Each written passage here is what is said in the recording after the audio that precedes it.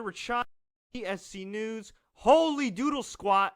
We just witnessed a kick-ass classic main event. Yeah, another classic main event. Only this time it was the real main event between Sasha Banks and Bayley for the NXT Women's, not Divas, Women's Championship. NXT Takeover Respect took place tonight, October 7th, 2015, Full Sail University, Orlando, Florida. Well, Orlando, Florida area, Winter Park, Florida. Man, this was a great match. To give you a quick recap of it, both gals were tied at 2-2. Sasha Banks had a pinfall victory and a countout victory. Bayley had a pinfall victory and another quick pin victory, and it was getting close. Towards the last minute, about the last minute and a half, Sasha got the bank statement locked in on Bayley. Was Bayley going to tap? No.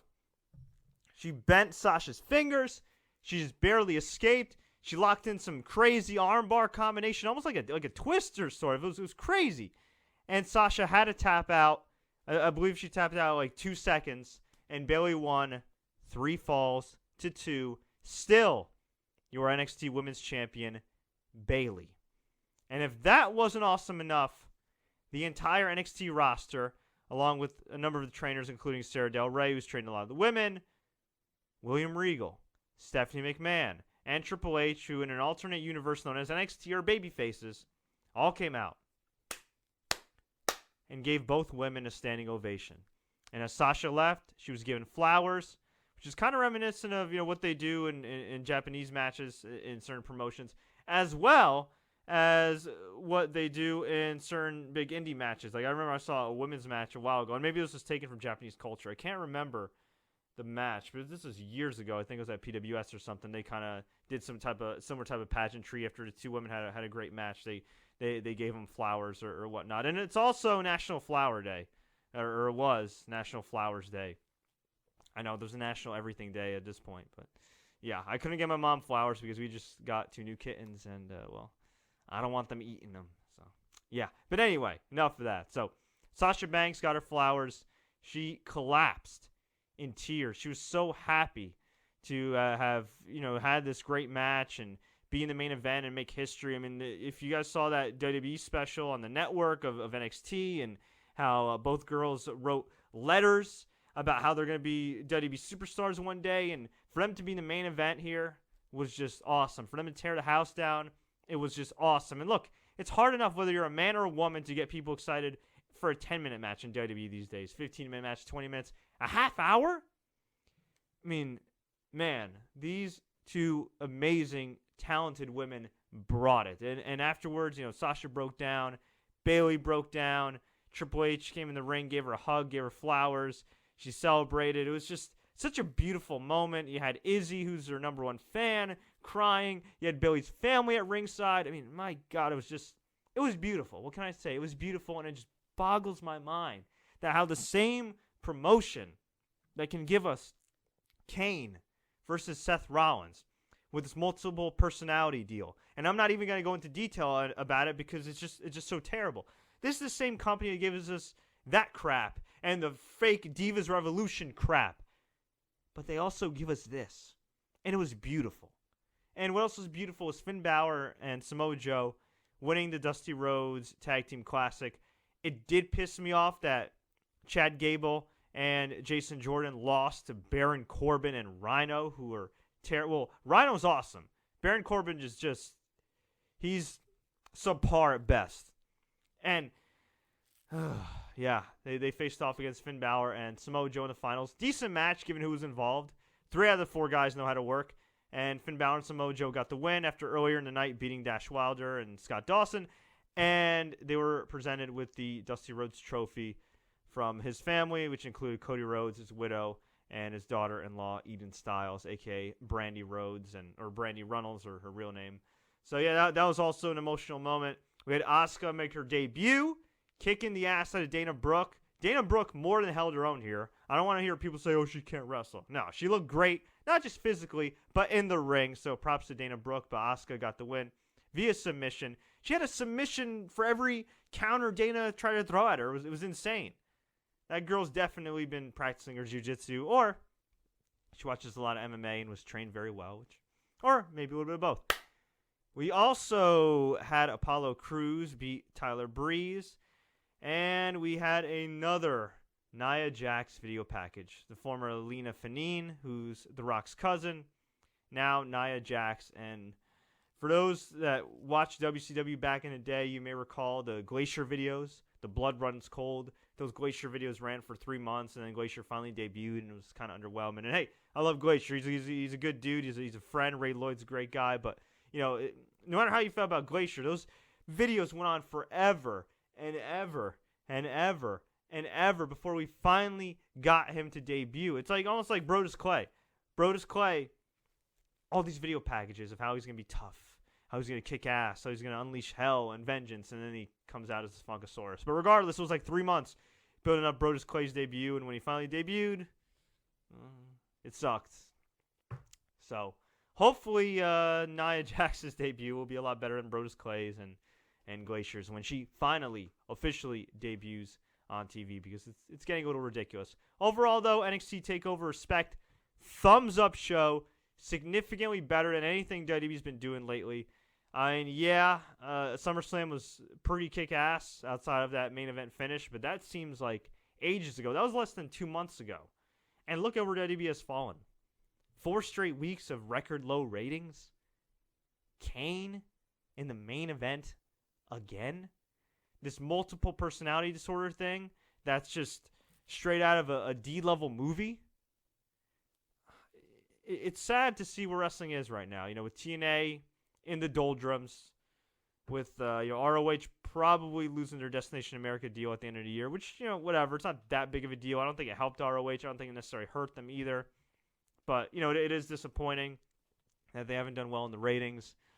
Lucha Underground's being brought back, which is great, but it's on El Rey Network. It's not on, a major network. Now, if they get on a major network in Mexico, that's a game changer. And I am happy that the show's continuing, because I think it's the most revolutionary show in terms of how a wrestling show is put together since WCW Nitro in 1995. That's 20 years ago, kids. But if they're on El Rey, which nobody gets, how effective are they really in changing the landscape in North America? I mean, if I were somebody in WWE, I'd be taking a look at how Lucha Underground's doing certain things. Maybe not the wacky things like the monster that's lurking in Dario Cueto's office, but, just the way things are shot. Some of the acting, the angles, the different characters, the variety of characters that you have, where a majority of the guys play their roles so very well. But, WWE really has no competition right now. They haven't for quite some time, and I guess they're just going to keep being at the status quo. Maybe they figure this is just a rough patch and they're going to ride it out. But I'll tell you this, if this continues, okay, the rating was slightly up, but if this continues with record lows since 1997, I got to see him making a real change. And I don't think that changes Sheamus winning the title. I think it'd be some type of big angle. To me, I mean, this is the time to try to pull the trigger or get ready to pull the trigger on a Roman Reigns or Dean Ambrose or both. Turn one of those guys heel, have him win the title, have him run with it. Now more than ever. And John Cena's going to be taking some time off, according to the Wrestling Observer, after Hell in a Cell, going to be out for about 6 to 8 weeks due to personal reasons. That guy certainly deserves a break, but it's coming at a bad time. Randy Orton, rumored to be wanting to wind down his schedule, be a part-timer. This is the time for WWE to change things up. But unfortunately, right now they're just kind of at the status quo. And look, Kevin Owens is doing all right. A lot of young talent's doing all right. But Kevin Owens could have been so much bigger. He could have been a ratings mover. And while I love NXT, the reality is a lot of these guys aren't making main roster money. And you have a guy like Finn Balor who's so spectacular, but a guy that also works a hard style. He's in his mid-30s, and he's in NXT. Now, if you want to make NXT a third touring brand, which they've essentially done, if you want to try to make some money off of NXT, you got to compensate these guys. You know what I mean? A lot of these guys, I don't think any of these guys, unless there are people that are already on the main roster, get paid anymore for big events, whether it be at Full Sail or Brooklyn or whatever, which I think kind of sucks. It's kind of a raw deal for them. Now, whether NXT is a money loser or not for the company, that's not their problem. So, do I see NXT going in the right direction? from a creative standpoint and generating fan interest and getting subscriptions to the network, yes. From the success translating to the main roster, or at the very least translating to more money for a lot of the guys there and girls there, not so much. And hopefully that'll change, because a lot of these guys and girls, Bayley, Finn Balor, they deserve some of that main roster money. And Finn Balor should already be on the main roster. Hopefully by January he will be. Hopefully by January Bayley will be. I mean, she has so much potential to be not only the biggest female star in the company, but one of the biggest stars in the company, period. You got to build her up, right? You can't just throw her out there. But I think my cats are just knocked something over, so better check on them. But yeah, you get the point. Hopefully they didn't break anything. They're like 8 weeks old. They're so adorable, though. But yeah, they are 8 weeks old, and they are really crazy. Folks, it's been pretty crazy here around TSC News. I just want to let you know what I've been doing as of late. As much as I love wrestling and combat sports, and don't get me wrong, I'm not abandoning this channel at all, video games, as a lot of you know, has really kind of striked my interest in recent years. And it's something that's fun. It's a different challenge. It's not as much of a pain in the ass as staying through a 3-hour Raw with the Kane match. And I would greatly appreciate it if you already haven't. And if you're watching on YouTube right now, let me put this graphic up right here. I would greatly appreciate it if you guys would please check out my new gaming channel. We don't have a custom URL yet. It takes a little while for YouTube to do that for new channels. We're technically a new channel, but it is TSC Gaming. You could Google it. You could Google my name along with TSC Gaming and subscribe to it. Or if you want to follow our latest videos, the easiest way, besides clicking the YouTube link in our description and in the comments section, is by following us on Twitter at TSC Gamer, as well as Facebook.com/GamingTSC and Twitch.tv/TSC Gamer.